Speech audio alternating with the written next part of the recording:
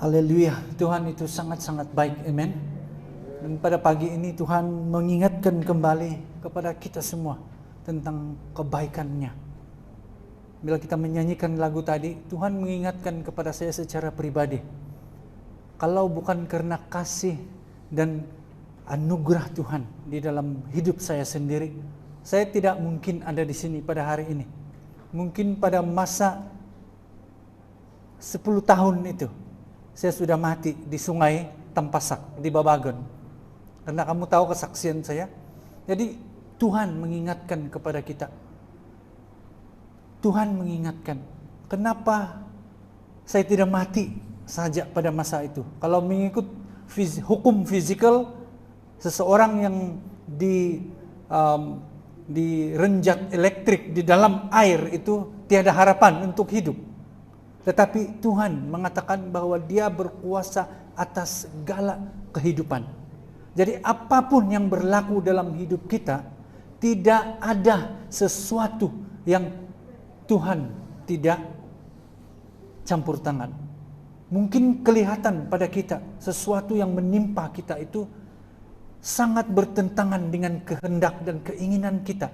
Tetapi setiap kali bila sesuatu terjadi kepada kita, tangan Tuhan ada di sana untuk melakukan sesuatu. Sama seperti di Roma katakan 8:28, dalam segala sesuatu, dalam segala perkara Tuhan turut bekerja. Amen. So itulah yang kita telah istiharkan bila kita nyanyi lagu tadi pagi. Apa yang kita nyanyikan?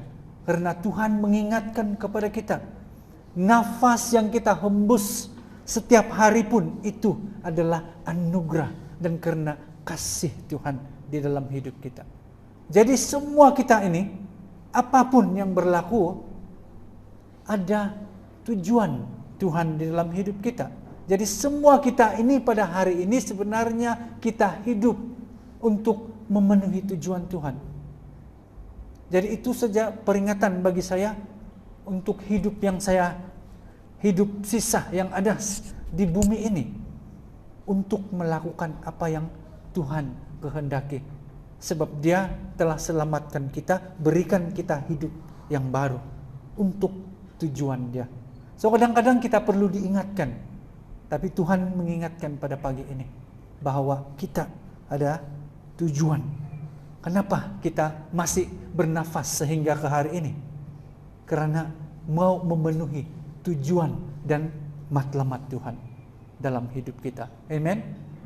Amen. Jadi selagi kita bernafas, selagi itulah Tuhan mau kita melakukan kehendak Dia. Jadi kadang-kadang ini kita sebagai manusia kadang pun pandai lupa, karena kehidupan di dunia ini banyak tawaran, sehingga mula kehidupan kita kadang-kadang kita mau hidupi untuk diri sendiri. Tetapi Tuhan mengatakan pada pagi ini, mengingatkan kepada kita bahwa hidup kita ini, kenapa kita masih bernafas sehingga ke hari ini? Karena hidup di dalam memenuhi matlamat dan tujuan Tuhan. Itu saja kenapa kita ada di dunia ini. Amen. So kalau Tuhan mau biarkan saya tiada purpose langsung saya di dalam dunia, Tuhan akan biarkan saja pada masa itu. Dan saya sudah mungkin mati pada umur saya 10 tahun. Tetapi itu saja yang Tuhan ingatkan kepada saya. Kenapa Tuhan tidak ambil saya pada masa itu? Begitu juga dengan kita. Semua keadaan berlaku kepada kita. Masing-masing kita berbeza keadaan yang kita lalui dalam kehidupan. Tetapi pastinya ada sesuatu yang sangat pahit dan gelap di dalam kehidupan kita.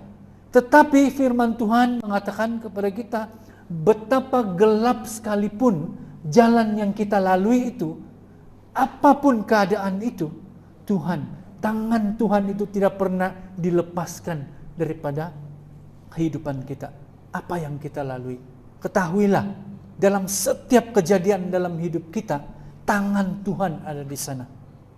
Amen.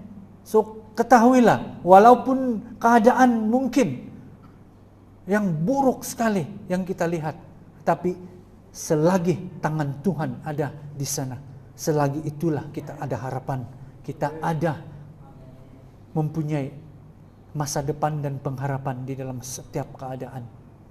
Cuma kita perlu lihat dan keadaan itu di dalam mata Tuhan.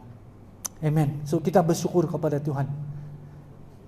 Pada pagi ini mari kita sekali lagi kita datang kepada Tuhan. Bapa, kami datang kepadamu pada pagi ini. Kami bersyukur Tuhan, karena Engkau adalah Tuhan yang hidup, Tuhan yang sentiasa memberikan anak-anak-Mu kebaikan dan anugerah Engkau. Pada pagi ini Engkau mengingatkan kami Tuhan tentang kebaikan Engkau. Kami datang di hadapan Engkau pada pagi ini, kami memberikan segala apa yang ada dalam kami, dalam roh kami, dalam pikiran kami, jiwa kami, dan seluruhnya kehidupan kami di hadapan Engkau. Apa yang kami dengar pada pagi ini Tuhan, biarlah semuanya daripada Engkau. Apa yang daripada manusia, Tuhan Engkau halang itu daripada diberitakan. Engkau halang setiap ide daripada manusia. Engkau halang setiap perkataan daripada manusia untuk dikeluarkan pada pagi ini. Dan apa yang akan kami dengar hanya suara daripada Engkau. Dan hanya kehendak dan hati Engkau pada pagi ini. Terima kasih Bapa.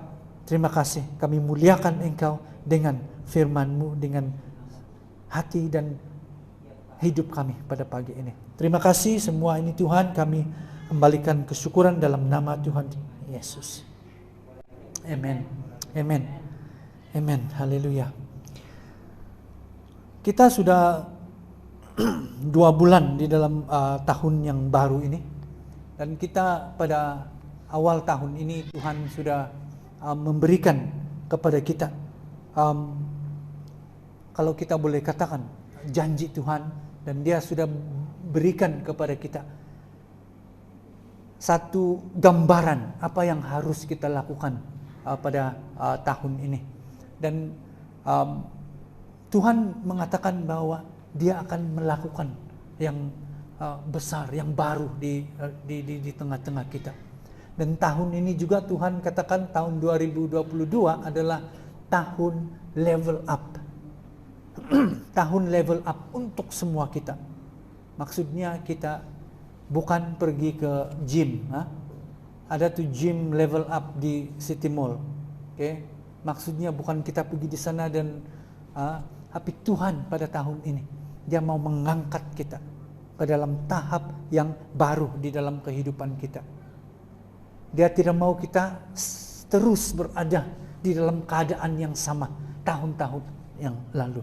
Nah, itu yang Tuhan katakan, dan Tuhan berjanji akan bersama-sama dengan kita.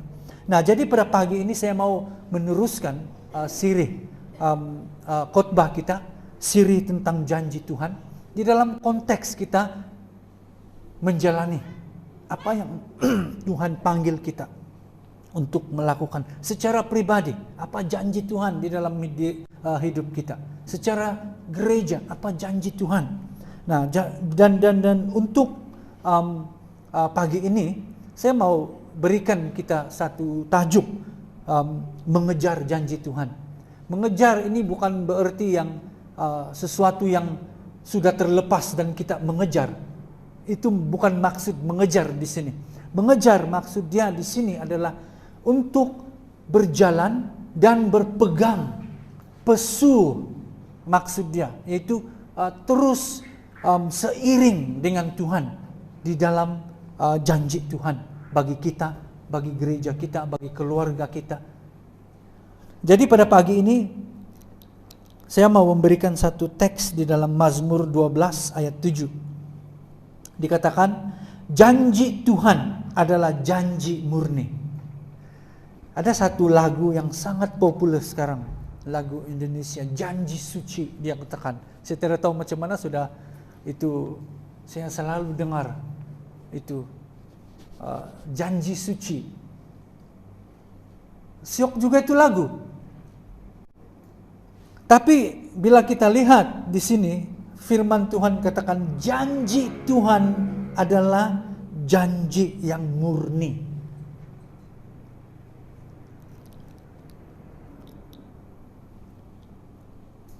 Dia katakan bagaikan perak yang teruji, 7 kali dimurnikan dalam dapur peleburan di tanah.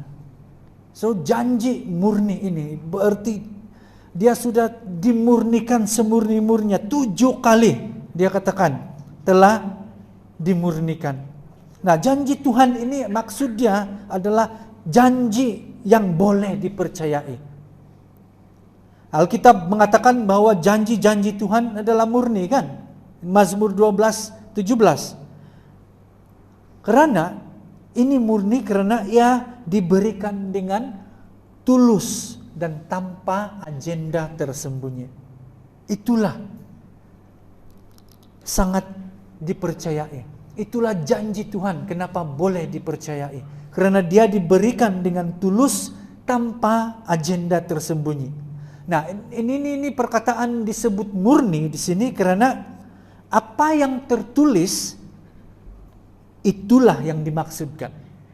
Jadi apa yang tertulis di dalam firman Tuhan itulah yang dia maksudkan. Bukan seperti kata-kata manusia. Kadang-kadang kita bilang iya, tetapi ya itu ada double meaning dia. Nah, firman Tuhan ini tidak ada makna ataupun maksud yang berlapis. Apa yang dia katakan di sanalah itulah yang dia maksudkan.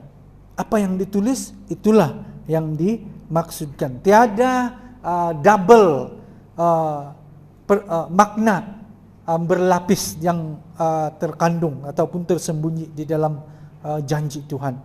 Itu sebab Daud dia berkata, janji-janji Tuhan boleh dipercayai. Dan apalagi dia katakan, bukan saja boleh dipercayai, tapi janji Tuhan itu menjadi perisai bagi mereka yang bernaung kepadanya. Mazmur 18:31. Adapun Allah, jalannya sempurna. Janji Tuhan adalah murni. Dia menjadi perisai bagi semua orang yang berlindung padanya. Nah, janji Tuhan ini bukan hanya setakat janji, tetapi dia boleh menjadi perisai kepada kita, yang kita boleh berlindung. Sebab itu bila kita mempunyai cabaran di dalam kehidupan kita, bila kita mempunyai sakit penyakit, kita selalu datang selain doa, bagaimana? Kita cari firman Tuhan. Kita lepaskan firman Tuhan. Kita doakan firman Tuhan. Kenapa?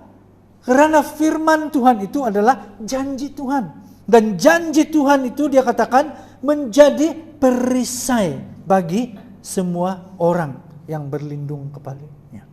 Karena Tuhan itu adalah batu perisai kita. Batu kota benteng kita yang teguh. Perisai perlindungan kita. Tuhan yang tidak boleh tergoyangkan. Nah, Mazmur 33 ayat 9. Sebab dia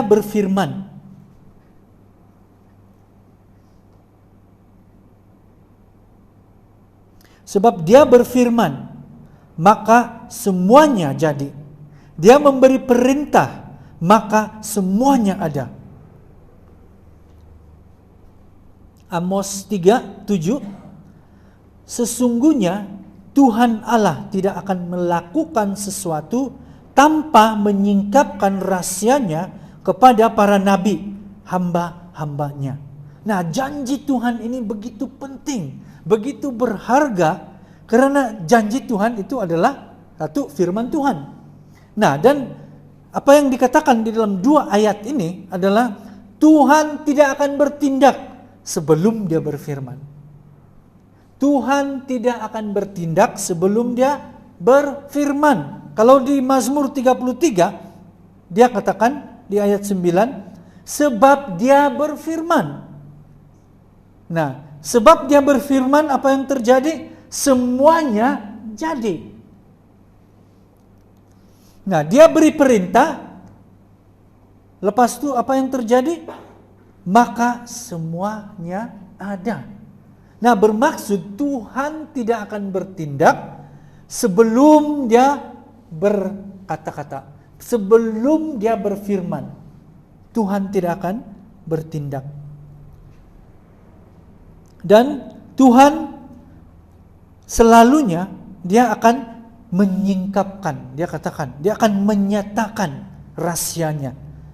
Dia katakan Amos 3:7, sesungguhnya Tuhan Allah tidak akan melakukan sesuatu. Dia tidak akan buat sesuatu tanpa menyingkapkan rahasianya. Berarti selalunya bila Tuhan melakukan sesuatu, dia akan memberitahu terlebih dahulu sebelum dia lakukan. Dia akan memberitahu kepada siapa? Dia katakan nabi, kepada hamba-hambanya. Nah, jadi pada tahun ini Tuhan berbicara kepada kita. Apa yang harus kita lakukan pada tahun ini? Nah, jadi Tuhan, janji-janji Tuhan itu dapat dipercayai karena yang memberikannya adalah Tuhan yang hidup. Dan setiap janji-janji apa yang dia mau lakukan itu adalah sesuatu yang dia akan lakukan dengan memberitahu kepada kita, dan dia akan bertindak selepas dia mengatakannya. Nah, jadi daripada pembacaan ini kita boleh lihat bahwa janji yang diberikan adalah suatu tanda. Janji yang Tuhan berikan adalah merupakan satu tanda dan juga suatu pencetus kepada pekerjaan Tuhan yang ajaib dan menakjubkan. Berarti janji Tuhan itu akan mencetuskan sesuatu yang lebih besar, sesuatu pekerjaan yang di luar jangkaan kita, di luar pemikiran kita. Perkara-perkara yang ajaib, perkara-perkara yang menakjubkan. Nah, jadi bercakap tentang janji Tuhan secara pribadi, sudahkah kita menerima janji Tuhan secara pribadi? Saya tidak tahu apa yang secara pribadi yang Tuhan janjikan kepada kita. Sudahkah kita menerima janji Tuhan secara pribadi? Mungkin Tuhan memberikan kita janjinya melalui waktu teduh yang kita bersama dengan Tuhan. Mungkin melalui suatu pergumulan, mungkin melalui suatu perenungan, mungkin melalui mimpi, penglihatan, atau mungkin juga melalui hamba-hamba Tuhan. Mungkin secara disampaikan oleh hamba-hamba Tuhan, mungkin secara langsung ataupun tidak langsung. Jadi sekiranya Tuhan telah memberikan kita janjinya kepada kita, kita harus pegang janji itu, karena Tuhan tidak pernah mungkir janji. Itu yang kita pasti. Tuhan tidak pernah memungkir janjinya. Apa yang dia janjikan, Tuhan akan tunaikan. Tapi ini pada pagi ini kita mau melihat, bila di dalam kita mengejar janji Tuhan, ada beberapa perkara yang penting yang harus berlaku, yang harus ada, yang harus wujud. Nah, jadi kita perlu pegang kepada janji itu. Karena Tuhan tidak pernah mungkir janji. Mazmur 119 ayat 162, dia katakan, aku bergembira dengan janji-Mu. Dikatakan di sini dia bergembira dengan janji Tuhan. Bermaksud janji Tuhan ini adalah sesuatu yang membawa kegembiraan kepada kita, membawa kesukacitaan kepada kita. Dan kesukacitaan itu bagaimana? Dia katakan, aku bergembira dengan janji-Mu umpama orang yang menjumpai harta yang amat bernilai. Inilah yang dia gambarkan bila kita menerima janji Tuhan. Bila Tuhan memberikan janjinya. Ialah umpama orang yang menjumpai harta yang amat bernilai. Itulah janji Tuhan. Seperti harta yang amat bernilai. Itulah janji Tuhan. Kita mesti menghargai janji Tuhan itu. Nah, jadi pada pagi ini saya mau kongsi 2 perkara saja, sangat singkat. Kita mau pergi dengan cepat. 2 kunci. Oke, 2 kunci yang sangat-sangat penting untuk kita berjalan dan di dalam kita mengejar janji Tuhan. Bila kita pesu janji Tuhan. 2 perkara ataupun 2 kunci yang sangat penting. Yang pertama adalah bahagian kita, peranan kita. Itu sangat penting. Nah, janji itu adalah janji ataupun perjanjian. Kalau kita lihat di dalam selalunya bila kita mengikat janji ataupun kita ada perjanjian itu adalah sesuatu yang mengikat, yang melibatkan 2 atau lebih pihak yang terlibat di dalamnya, 2 atau 3 orang yang terlibat di dalam suatu perjanjian. Itu tidak ada perjanjian yang dilakukan seorang. Betul atau tidak? Di dalam setiap perjanjian, kau mana boleh saya berjanji sendiri.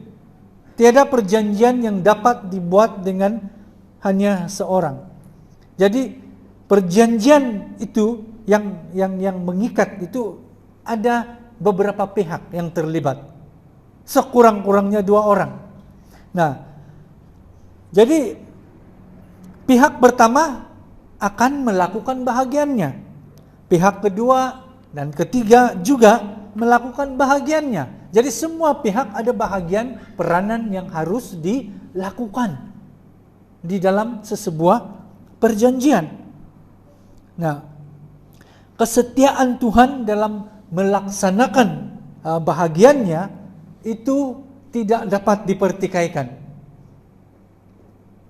Tidak ada persoalan langsung bahagian Tuhan di dalam melaksanakan, menunaikan, menggenapi janji itu. Berarti tidak ada kesilapan, tidak ada yang ragu-ragu yang Tuhan mau buat ke tidak, Tuhan mau penuhi janji atau tidak. Itu tidak dapat dipertikaikan. Nah, itu tidak ada persoalan. Yang sering menjadi masalah sebenarnya adalah bila penggenapan janji Tuhan ini, kenapa ia tidak berlaku, adalah karena masalah itu datang daripada kita sendiri. Sebab itu kita tidak melihat penggenapan janji Tuhan itu. Bukan karena masalah itu datang dari pihak Tuhan. Selalunya, seringkali masalah itu adalah daripada kita. Kalau kita lihat dengan teliti, semua janji-janji Tuhan dalam Alkitab, semua itu pasti kita akan dapati bahwa ada bahagian yang kita perlu lakukan sebagai orang percaya. Ada bahagian kita yang perlu kita lakukan. 1 Raja-Raja 2:4. Di sini dia menunjukkan apa bahagian, apa peranan kita. Bahagian pertama, bahagian kita. 1 Raja-Raja 2:4. Dan supaya Tuhan menepati janji yang diucapkannya. Inilah yang akan accelerate. Inilah yang akan mencetuskan janji Tuhan itu berlaku. Supaya Tuhan menepati janji yang diucapkannya tentang aku, yakni jika anak-anakmu lelaki tetap hidup di hadapanku dengan setia dengan segenap hati, dan dengan segenap jiwa, maka keturunanmu takkan terputus dari takhta kerajaan Israel. Nah, ini adalah kata-kata pesanan Raja Daud kepada anaknya Salomo. Dan inilah yang dia katakan, kalau kau mau mengecap janji Tuhan, dia katakan kepada Salomo, ini yang kamu harus lakukan. Dia katakan, kamu harus hidup di hadapan Tuhan, setia dengan segenap hati, dengan segenap jiwa. Ini peranan yang dia berikan. Ulangan 26:17. Engkau telah menerima janji daripada Tuhan pada hari ini, bahwa Ia akan menjadi Allahmu, dan engkau pun akan hidup menurut jalan yang ditunjukkannya, dan berpegang pada ketetapan, perintah, serta peraturannya, dan mendengarkan suaranya. Jadi ini bahagian kita. Ini bahagian yang peranan yang perlu kita lakukan. Di dalam kita mengejar janji Tuhan, ini bahagian kita yang perlu kita lakukan. Hidup menurut jalan ditunjukkannya. Bagaimana kita tahu jalan Tuhan? Firman Tuhan. Sebab itu pada tahun ini, pada awal tahun ini Tuhan katakan, kita harus hidup di dalam kesucian. Kesucian itu apa? Bagaimana kita hidup dalam kesucian? Ramai orang berpikir bila hidup dalam kesucian itu adalah menjadi seperti itu imam-imam yang jauh di sana, di dekat dengan selalu berada di bait Tuhan, selalu berada di gereja, dan selalu itu adalah sesuatu yang Tuhan mau. Tetapi maksud dia kita hidup di dalam kesucian adalah kita hidup dalam kebenaran firman Tuhan. Amen. So itulah dia katakan, hidup menurut jalan yang ditunjukkannya. Bagaimana kita mengetahui jalan yang ditunjukkan oleh Tuhan? Melalui firman Tuhan. Sebab itu kita mau menumpukan pada tahun ini lebih kepada firman Tuhan. Karena firman Tuhan sajalah yang boleh membawa kita kepada kehidupan jalan kesucian Tuhan. Bagaimana? Mungkin kita katakan, bagaimana kalau di tempat kerja? Bagaimana saya boleh hidup menurut jalan kesucian ini? Adakah saya mau bersembahyang di tempat kerja saya? Hidup menurut kebenaran firman Tuhan. Bila kita hidup menurut kebenaran firman Tuhan, di tempat kerja kita akan hidup dengan benar. Kita akan berkelakuan dengan benar. Kita akan bertindak dengan benar. Kalau kita hidup di dalam kebenaran firman Tuhan. Sebab itulah Tuhan katakan, kembali kepada jalan purba. Dia katakan. Kenapa dia bilang hidup dalam kebenaran firman Tuhan itu adalah jalan kesucian? Karena firman Tuhan itu adalah air yang menyucikan. Seperti air yang menyucikan. Sebab itulah firman Tuhan itu menyucikan jiwa dan roh kita. Sebab itulah kenapa kita harus jangan salah faham tentang perkataan kesucian ini. Bila kita bercakap tentang kesucian adalah orang-orang yang melayani sepenuh masa dan mereka lah yang harus hidup melalui jalan kesucian yang 24 jam macam itu padri tinggal di sana, makan di sana.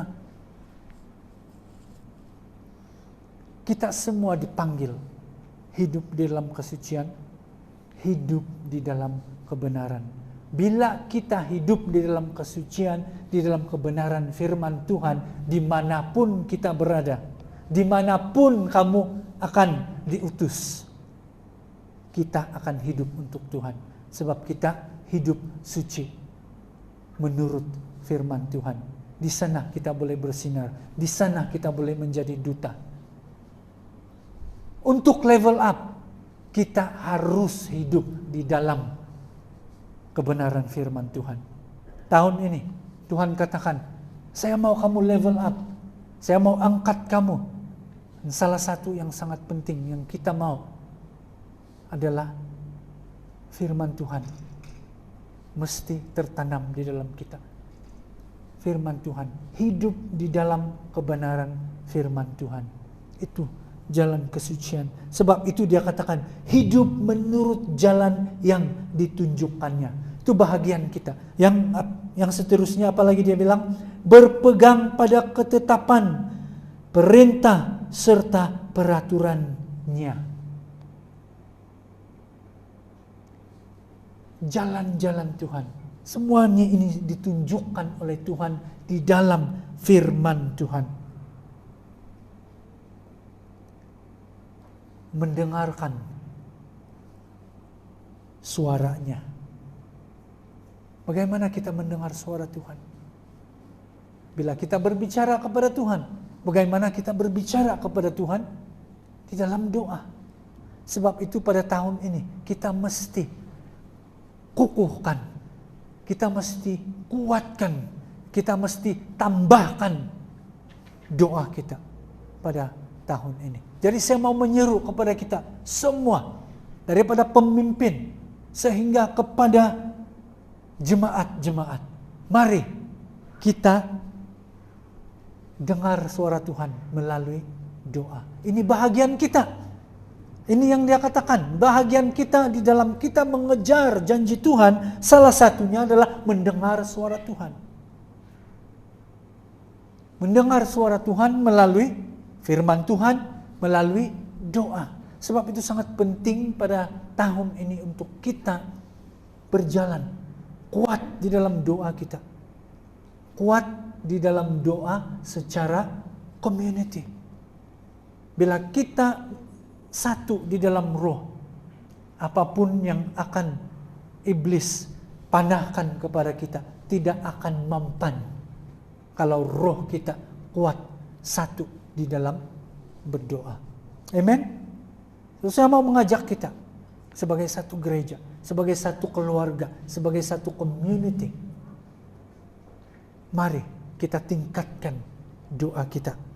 Nah, itu bahagian kita di dalam mengejar janji Tuhan. Nah, jadi daripada semua ini kita boleh lihat jelaslah bahwa penggenapan janji Tuhan itu tidak berlaku secara otomatis. Dia tidak otomatis dan terus berlaku kepada kita. Terdapat banyak cara. Ada banyak cara dan jalan yang Tuhan akan lakukan untuk menggenapi janjinya. Nah, jadi daripada 2 ayat di atas, ini hanya beberapa contoh saja yang kita boleh lihat daripada beribu-ribu janji Tuhan. Berapa ribu janji Tuhan? Masih ingat khotbah beberapa bila kita memulakan siri? Janji Tuhan sahaja, belum termasuk janji-janji yang lain itu, janji Tuhan 7.000 lebih dalam firman Tuhan. Jadi kita pada tahun ini, bila kita berjalan sebagai satu community, sebagai satu keluarga, sangat-sangat penting untuk kita ingat bahwa kita ada peranan, kita ada bahagian. Sebab itu kita tidak melihat, sebab itu mungkin lambat perjalanan yang kita lihat, sebab satu peranan saja yang berjalan, satu bahagian saja yang jalan. Bahagian kita yang kita lupa sering menjadi masalah di dalam penggenapan janji Tuhan itu. Karena mungkin tidak berfungsi bahagian kita. Itu kena cek sama ada kita sedang berfungsi di dalam bahagian kita, di dalam Tuhan menggenapi janjinya. Jadi kita perlu perhatikan diri kita, perlu selidiki diri kita. Adakah kita pada ketika ini melakukan bahagian kita yang dituntut oleh Tuhan demi untuk melaksanakan janji Tuhan untuk gereja kita, untuk community kita. Amen. Itu juga dengan keluarga. Jadi inilah yang kita mesti ambil perhatian dan kita renungkan secara pribadi. Adakah kita sudah melakukan bahagian kita di dalam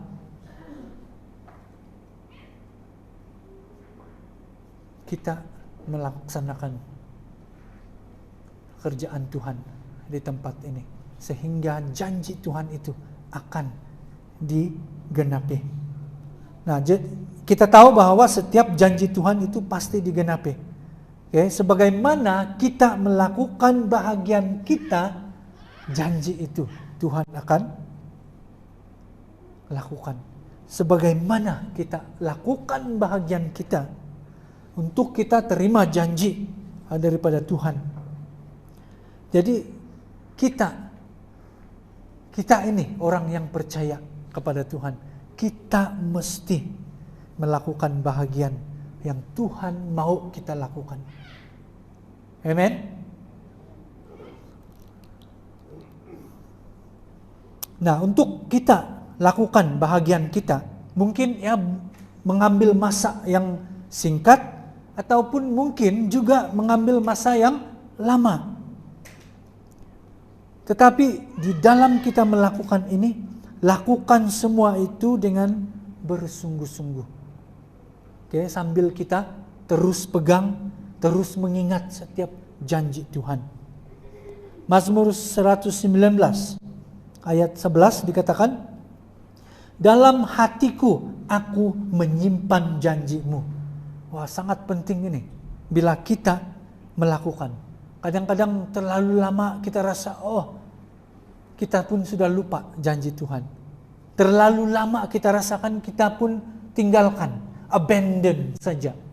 Tetapi apa yang Mazmur ajar kita?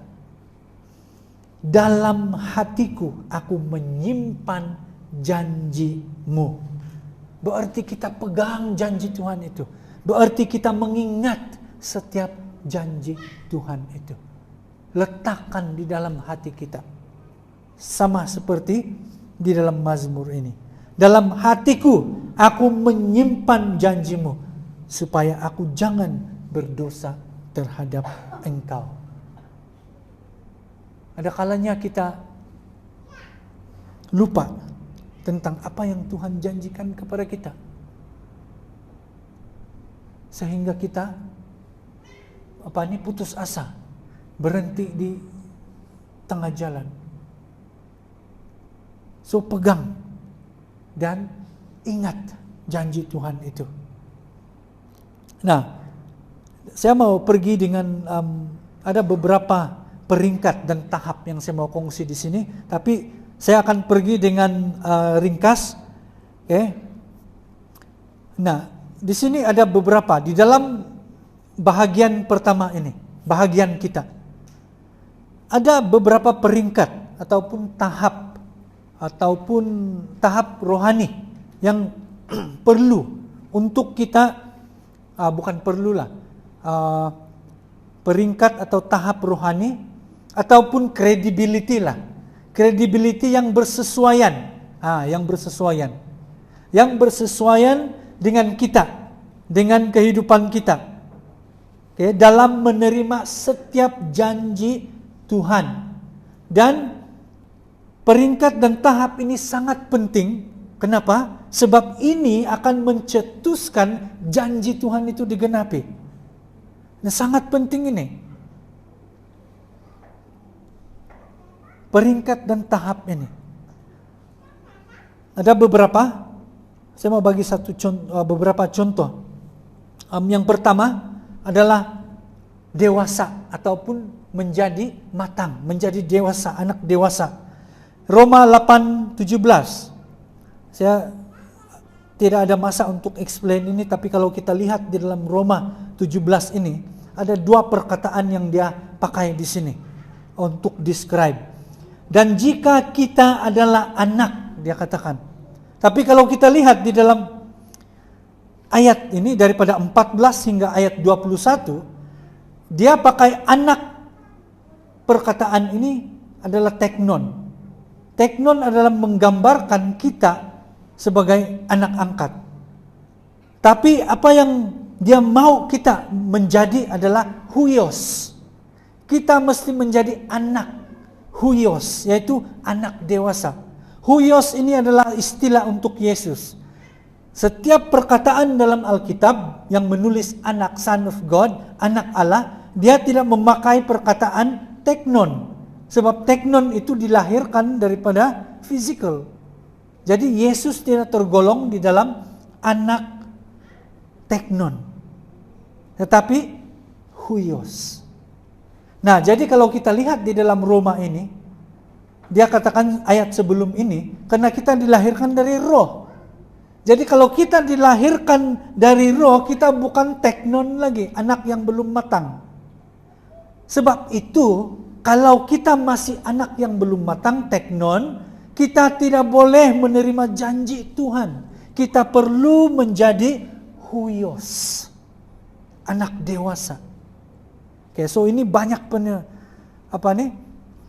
explanation, tapi itu mungkin lain kali. So itu kita mesti menjadi matang, anak dewasa, dia katakan di sini. Baru kita boleh menerima janji Tuhan itu. So itu yang pertama. Yang kedua, orang benar yang yakin. Yakobus 5:16. Ini adalah selalu di dalam link Zoom kita.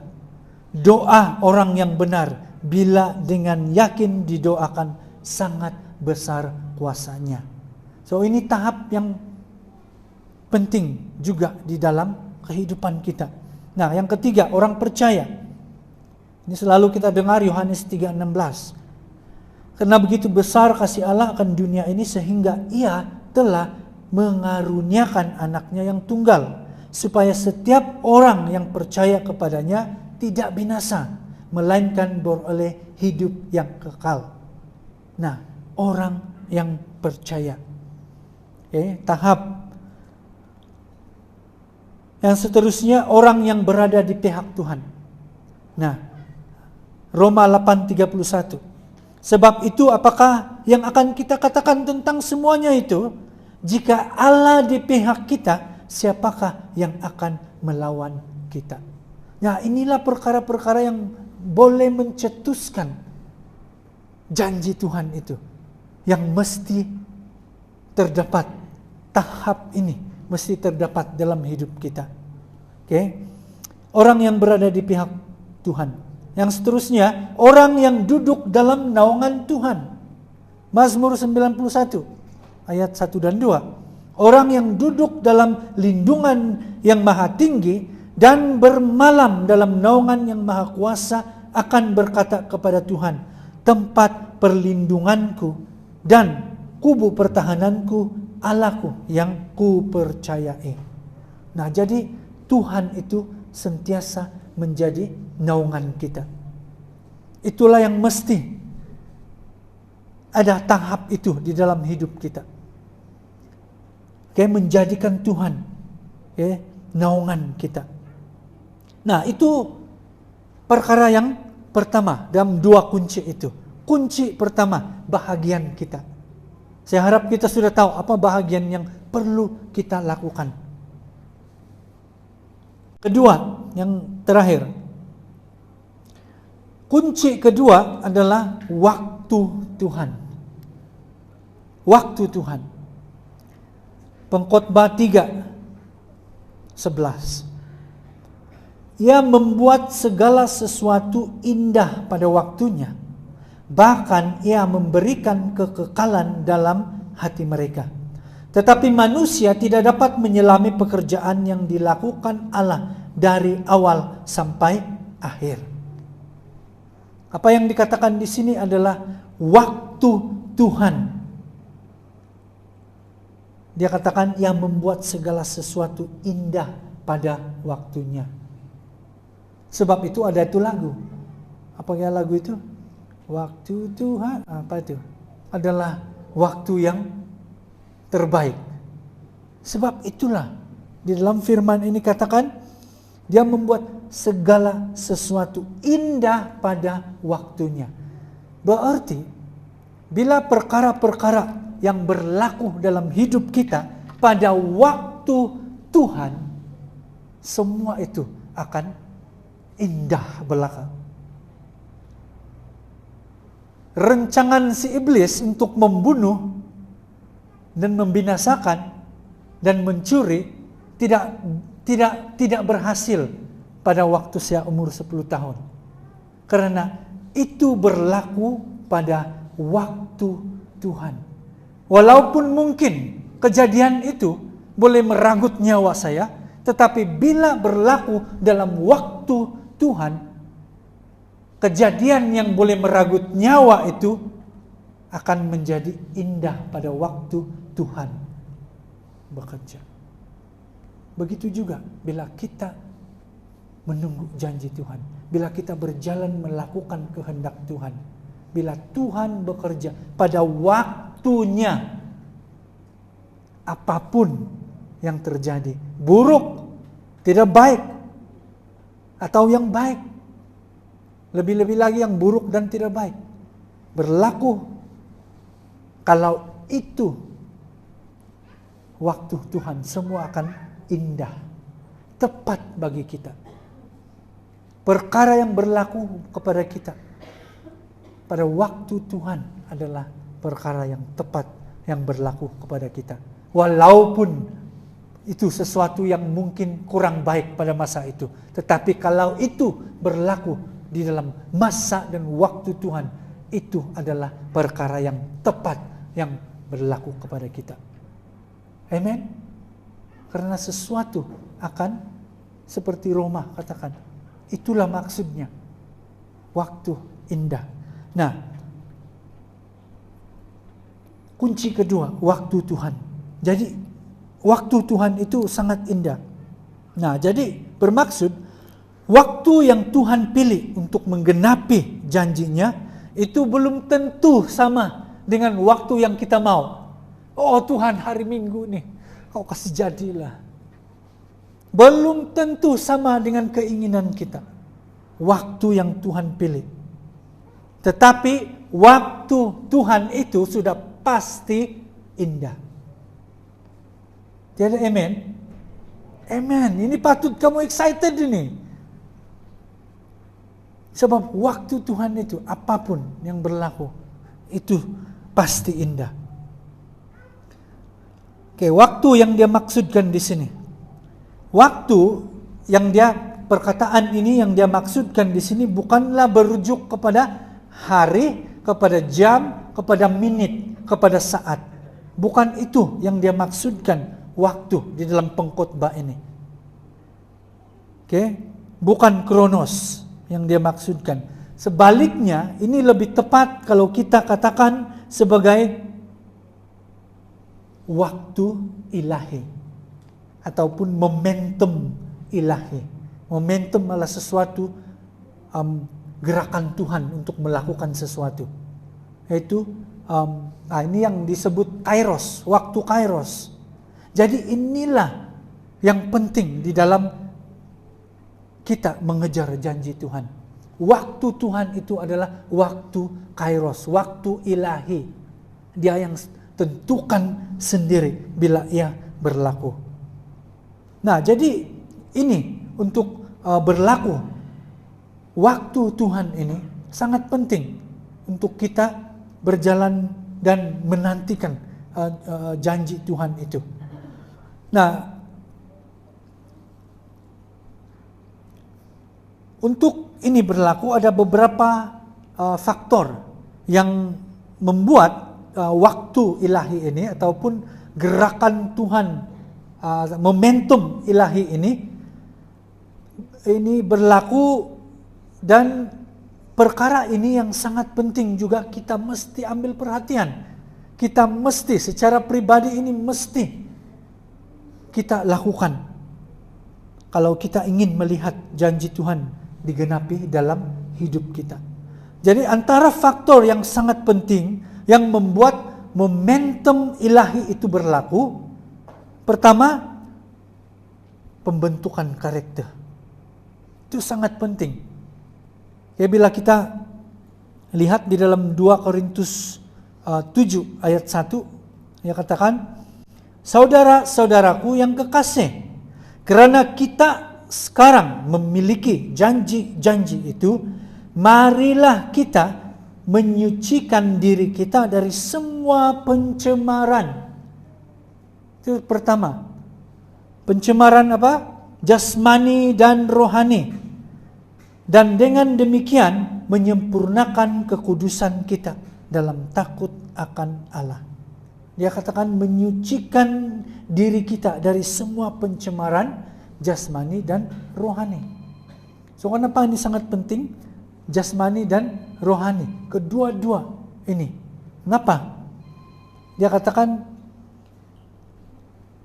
secara jasmani, sifat-sifat kita ini pada masa kita hidup sebelum mengenal Tuhan, setiap sifat kita itu adalah bertentangan dengan kebenaran dan kehidupan yang Tuhan inginkan. So, dari segi pemikiran kita saja pun sudah berbeza dengan apa yang Tuhan kehendaki. Jadi ini yang dia maksudkan. Dan nilai-nilai kita perlu dibentuk. Karakter kita mesti dibentuk. Kerohanian kita mesti dibentuk. Kehidupan kita yang daripada dulu, kita perlu pengampunan daripada Tuhan, kita perlu penyucian daripada Tuhan, sebab itu kita perlu darah Yesus untuk menyucikan kita, memberikan kita kehidupan roh yang baru.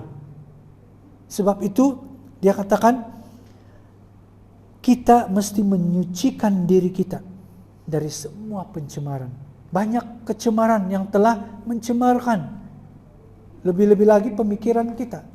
Dunia sekarang ini sedang mempengaruhi kita, sedang mencemarkan pemikiran kita.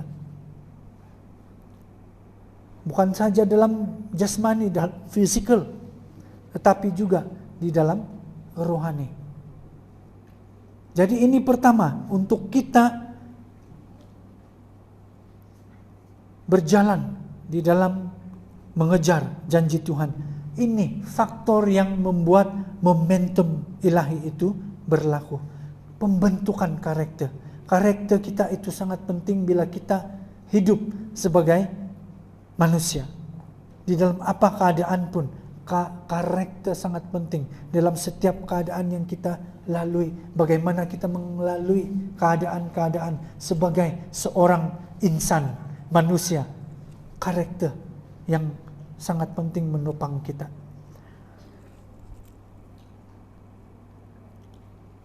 Kalau kita lihat kehidupan Paulus, dia menjadi alat Tuhan yang luar biasa. Tetapi selepas dia mengalami perubahan karakter,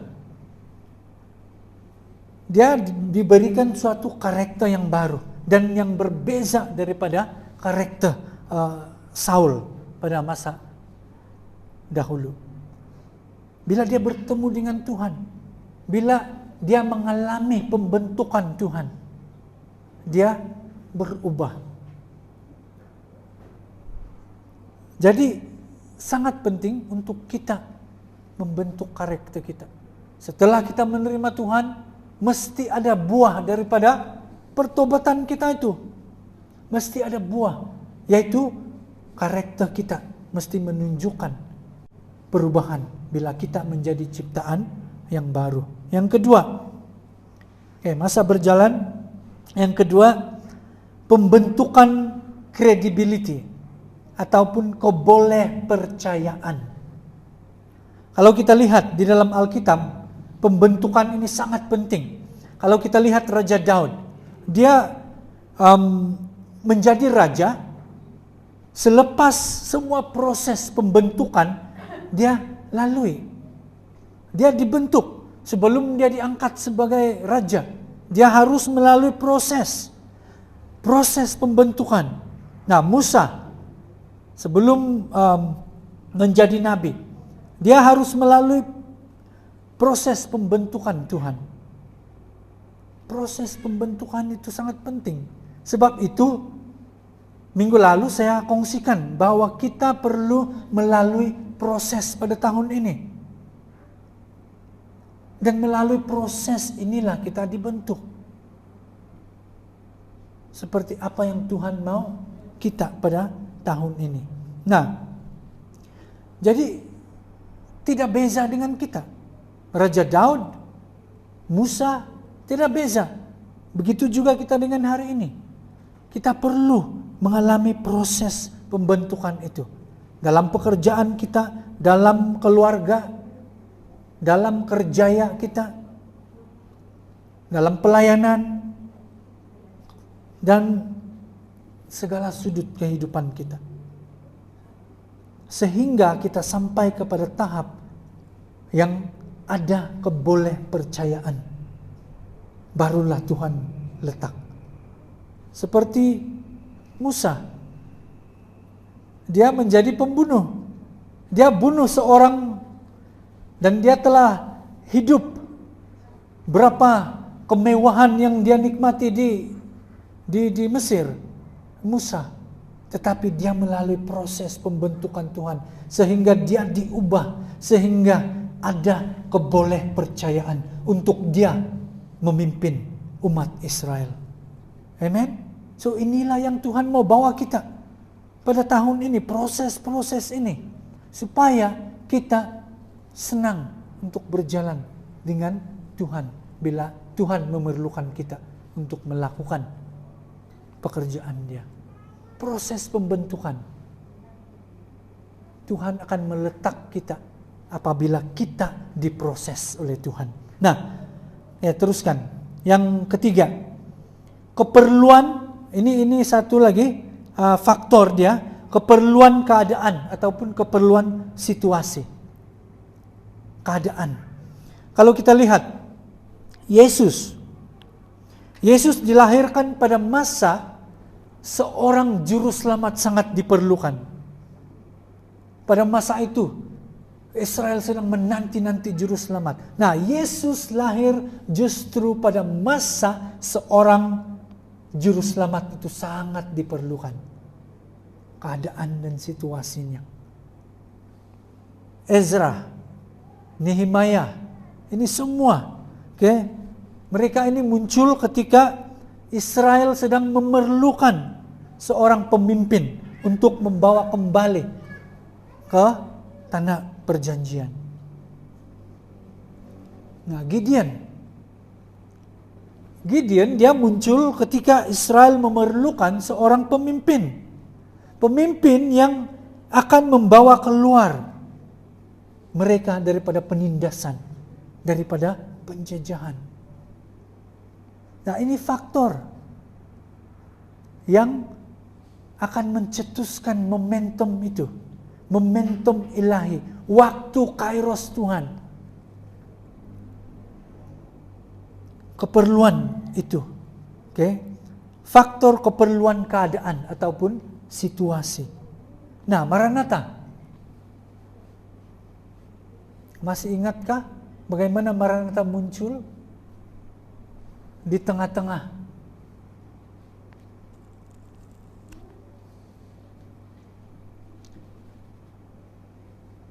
Jadi pada hari ini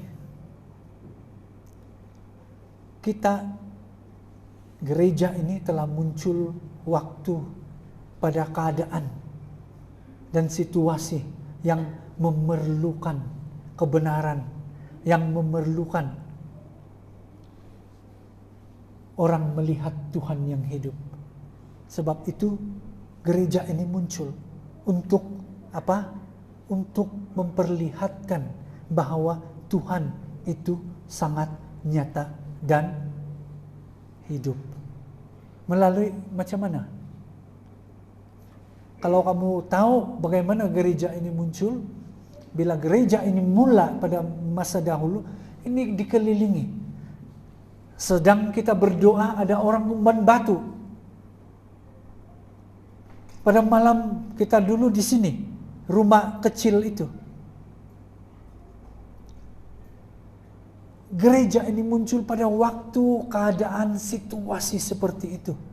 Tapi kita teruskan. Karena Tuhan mau sebenarnya membawa suatu penerobosan di dalam kawasan ini. Sebab itu gereja ini muncul, dilahirkan pada masa itu. Nah, pada hari ini, berapa puluh tahun daripada itu, kita ingat, kita dilahirkan. Visi kita apa? Menjadi duta pendamaian.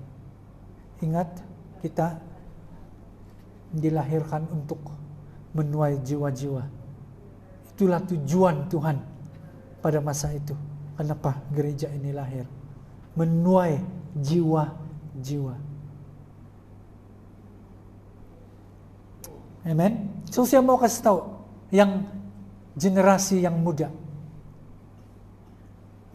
Bila kami mula di sini dulu, kami pertahankan iman. Walaupun kami ditindas, walaupun kami di satu kampung mau serbu kami, satu kampung mau serang kami, sampai berdoa setiap malam pun ada batu yang kena lempar, bukan batu kelikir, bukan juga batu karang lah, batu karang yang kecil, sampai bang, kami pun takut. Saya masih muda-mudi masa itu. Tetapi kita berdiri juga, kita bertahan karena iman. Kita pertahankan juga karena kita tahu dan kita percaya bahwa gereja ini wujud bukan karena keinginan manusia, tetapi Tuhan mewujudkan, melahirkan gereja ini pada masa itu untuk satu tujuan. Jadi itulah permulaan gereja kita. Itu untuk mengingatkan kita, karena Tuhan ada purpose untuk kita.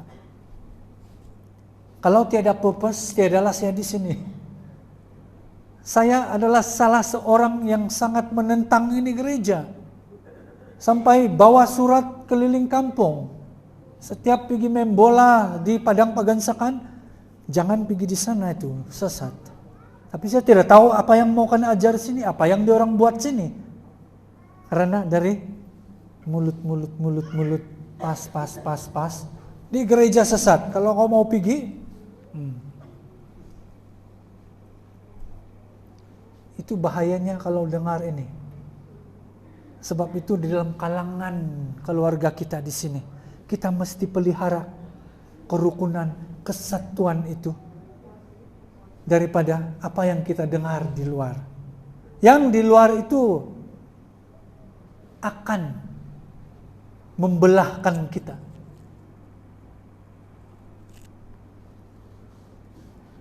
Saya mau cerita ini bukan untuk kita mau kembali kepada zaman itu, tetapi selalu kita mesti ingat, karena tangan Tuhan yang telah membawa kita sampai ke hari ini. Kalau bukan rencana Tuhan, 2-3 tahun mungkin saya tidak sempat pun menerima Tuhan di sini. Kalau bukan rencana Tuhan. Seperti apa? Oke, saya mau habis sudah. Seperti Gamaliel, seorang guru Taurat. Guru, dia katakan tentang sesuatu pekerjaan Tuhan, dia bilang, kalau bukan pekerjaan Tuhan, tidak akan bertahan. Kita masih ada atau tiada? Kita masih ada. Hari ini kita masih ada. Nah, sebab itu sangat penting untuk kita pegang kepada janji Tuhan. Apa yang Tuhan telah janjikan kepada kita secara pribadi, secara gereja. Pegang janji Tuhan itu. Mungkin 10 tahun, 20 tahun belum lagi kelihatan.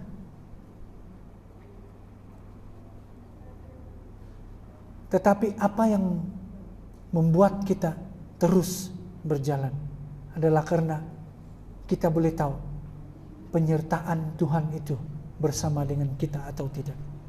Selagi itulah kita pegang, kita berjalan dengan janji Tuhan. Oke, yang terakhir kemuliaan nama Tuhan. Jadi semua ini, adakah bila kita berdoa dan kita punya doa itu karena jawab, adakah itu memuliakan Tuhan, memuliakan nama Tuhan? Okay? So itu semua janji Tuhan, semua janji Tuhan hanya satu tujuan saja, supaya nama Tuhan dimuliakan. Semua janji Tuhan, kita menikmati banyak janji Tuhan yang telah kita lihat terjadi di dalam gereja kita. Nah, semua itu adalah untuk memuliakan nama Tuhan. So jangan kita lupa di dalam hidup pribadi kita, kalau kita mengecap janji Tuhan yang sudah kita kecapi secara pribadi dalam hidup kita, jangan kita lupa bahwa semua itu adalah supaya kita memuliakan nama Tuhan. Amen. So janji Tuhan adalah untuk memuliakan nama Tuhan. Jadi saya mau tutup di sini untuk kita semua. 2 Petrus 3 ayat 9. Tuhan tidak lalai menepati janjinya, sekalipun ada orang yang menganggapnya sebagai kelalaian, tetapi ia sabar terhadap kamu, karena ia menghendaki supaya jangan ada yang binasa, melainkan semua orang berbalik dan bertobat. Jadi untuk kita ingat selalu ini, Tuhan tidak lalai menepati janjinya. Amen. Saya tutup dengan ini dan saya peringatkan kepada kita semua lagi, Tuhan tidak lalai menepati janjinya. Amen. Mari kita bangkit.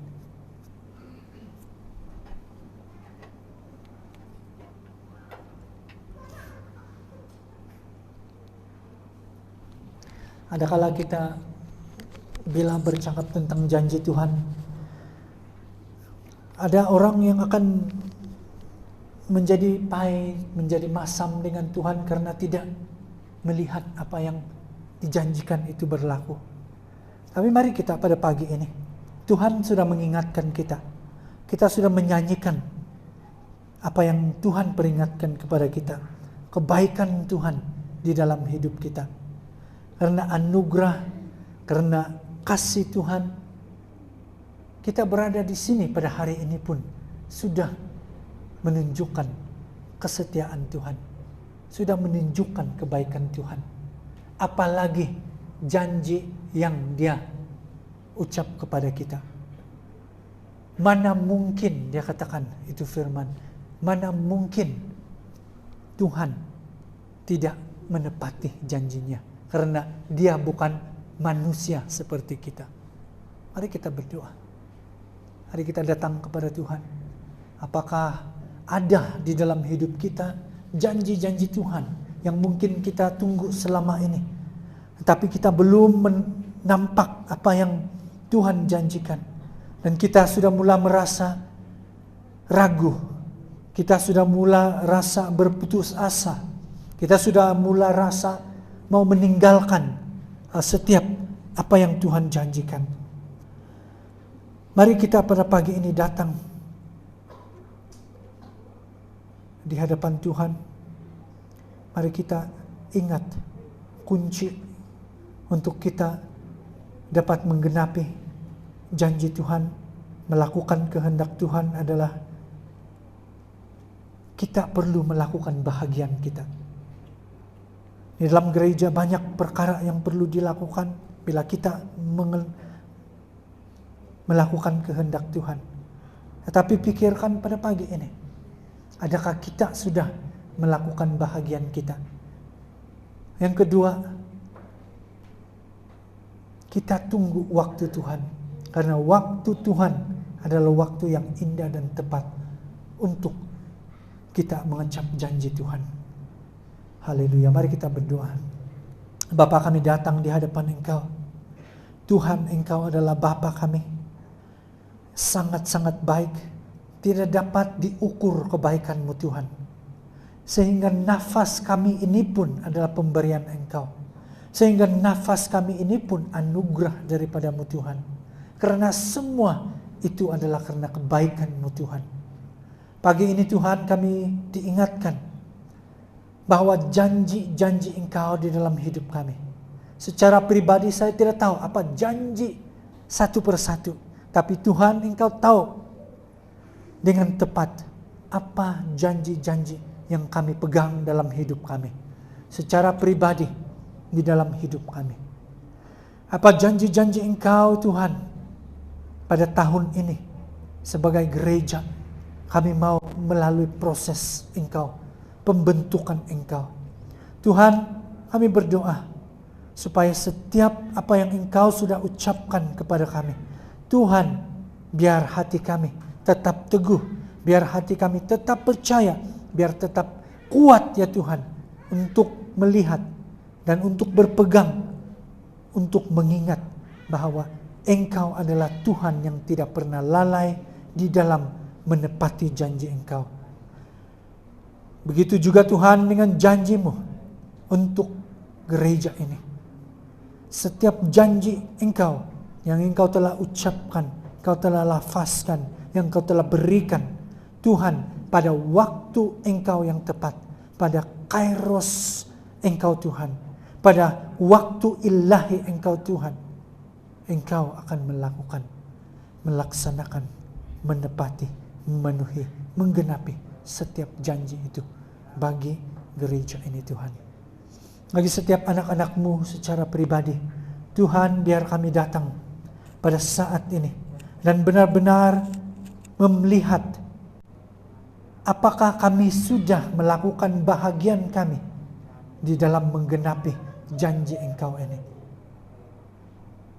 Sekiranya Tuhan, kami tidak melakukan bahagian kami di dalam penggenapan firman janji Engkau Tuhan, kami minta Engkau Tuhan, kami minta sekali lagi, ampuni kami Tuhan, beri kami hati yang baru, beri kami pemikiran yang baru, semangat yang baru, untuk benar-benar mempunyai hati yang melakukan bahagian kami, supaya kami berjalan sebagai satu tubuh yang disatukan, satu gereja yang disatukan, satu umat yang disatukan untuk melaksanakan kehendak Bapa kami. Terima kasih Tuhan pada pagi ini. Tuhan, saya lepaskan setiap anak-anak Engkau di dalam kehidupan mereka pada pagi ini, supaya mereka melihat sekali lagi pengharapan di dalam Engkau untuk terus berpegang kepada janji-janji Engkau. Terima kasih Tuhan. Lepaskan berkat Engkau untuk setiap anak-anak-Mu. Bila kami keluar dari tempat ini, kami membawa berkat Engkau, kami membawa terang Engkau, kami membawa pengharapan Engkau. Terima kasih Bapa, terima kasih untuk pagi ini. Terpujilah Engkau. Terima kasih untuk firman-Mu. Mulialah Engkau di dalam nama Tuhan Yesus. Amin. Amin. Tuhan berkati.